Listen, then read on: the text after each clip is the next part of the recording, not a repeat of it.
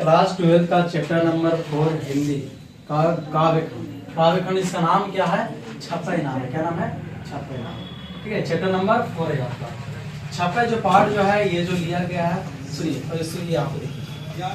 छपई जो है इस पार्ट का आज लेखक परिचय केवल चलेगा। ठीक है, आज केवल लेखक परिचय बताएंगे। कल तो आपका नेक्स्ट घंटे में आपका चलेगा, नेक्स्ट घंटे नहीं अगला दिन नहीं चलेगा आपका। क्या इसका बुक से पढ़ाएंगे टोटल जो लिखा हुआ चैप्टर से।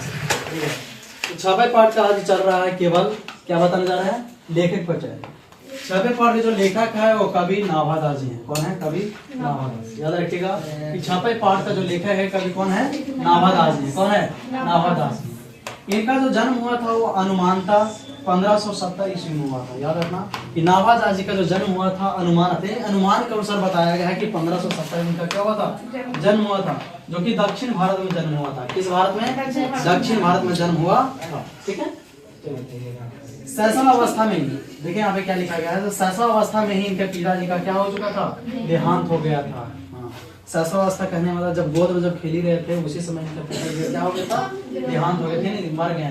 ठीक है, तो बोलेगा यहाँ पे क्वेश्चन ऐसे पूछने वाला है कि नाभादास का देहांत किस अवस्था में हो गया था? सॉरी नाभादास के पिताजी का देहांत किस अवस्था में हो गया था? तो जब शैशव अवस्था में तभी इनका पिताजी का देहांत हो गया। अपनी माँ के साथ जब पिताजी जब देहांत हो गया तो अपनी माँ के साथ जयपुर में रहने लगे। कहाँ रहने लगे थे? जयपुर में रहने लगे। याद रखना कि इनके पिता के देहांत के बाद अपनी माँ के साथ कहाँ रहने लगे थे? जयपुर में रहने लगे थे। कहाँ? जयपुर में बस गए थे। तो निर्गुण धारा के महान राम भक्त कवि थे। कौन सा भक्त कवि थे? राम भक्त कवि थे। आपको तीसरा चैप्टर बता जिसमें कौन से लेखक? तुलसीदास गोस्वामी तुलसीदास जी जो उसका जो कवि थे तीसरा चैप्टर का, उसे भी बताते थे वो भी कैसे कवि थे? राम भक्त कवि थे। और जो सेकेंड जो चैप्टर बताया गया था सूरदास वाला, सूरदास जो क्या बताते वो कृष्ण भक्ति का लिखा करते थे। कृष्ण भक्ति कवि।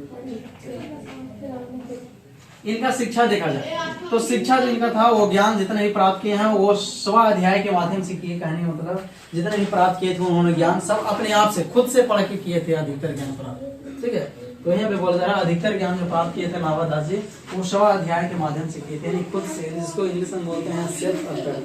ठीक है, उसी के माध्यम से इन्होंने क्या किया? अपना अध्ययन के जरिए, खुद से अध्ययन के जरिए क्या किया? ज्ञान अर्जित किया। इनका जो दीक्षा गुरु बताते हैं। शिक्षा गुरु अलग होता है। शिक्षा गुरु उसको बोलते हैं जो ज्ञान देता है, जो ज्ञान देता है, जो किताबी जो नॉलेज देता है उसको शिक्षा गुरु कहते हैं। और जो किसी कार्य को करने के लिए जो प्रेरित जो किया जाता है, जो मोटिवेट हो गया है किसी प्रकार, उसको बोलते हैं दीक्षा गुरु। तो दीक्षा गुरु समझ गए हैं कि जो किसी प्रकार एक काम करने के लिए उत्प्रेरणा या फिर किसी शबाशी देते हैं, यदि किसी प्रकार मोटिवेट करते हैं तो आपको दीक्षा गुरु कहलाते हैं। क्या कहते हैं वो? दीक्षा गुरु।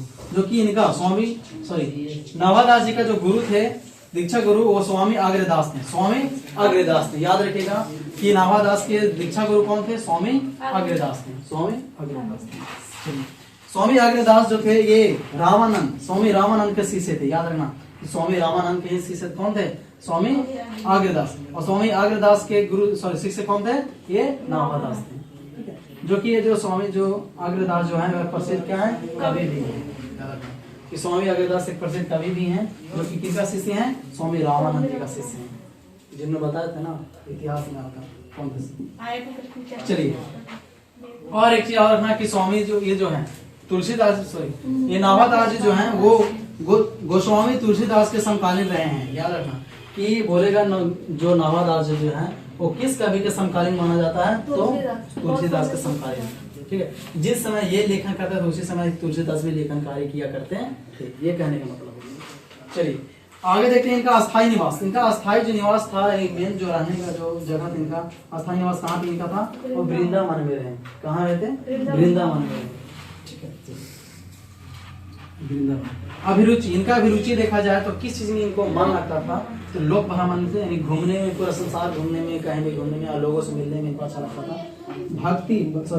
भगवत भक्ति में, भगवान की भक्ति में ये काफी रुचि रखते थे। भगवान की भक्ति करने में रुचि रखते हैं, काव्य को रचना करने में रुचि रखते थे और वैष्णव दर्शन को चिंतन करने में, उसके बारे में सोचने समझने में काफी ये रुचि रखते थे। इनको मन लगता था उसी सब चीज में।